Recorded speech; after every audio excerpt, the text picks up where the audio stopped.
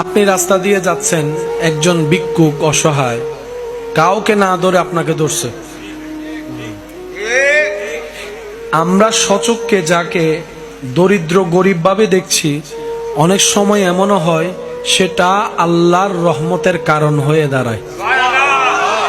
একজন ব্যক্তি যার দুপুর বেলায় মৃত্যু হওয়ার সংবাদ আল্লাহ রসুলে পাককে জানিয়ে দিয়েছেন, কিন্তু দুপুর গনিয়ে রাত হয়ে গেল, তার মৃত্যু সেদিন আর হয়নি।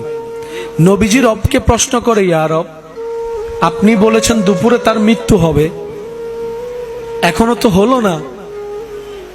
রব বলে, যেটা বলেছিলাম সেটা সত্য, সে যে এখনো জীবিত আছে এটাও সত্য।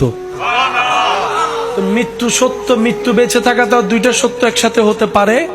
তার মানে ঘটনার ভিতরেও ঘটনা। তো মূল ঘটনা আল্লাহ পাক জানালেন হাবিবে মুকাররম নবী রাহমাতুল লিল আলামিনকে। আল্লাহ পাক বলে, আপনার সেই উম্মত আমি রবের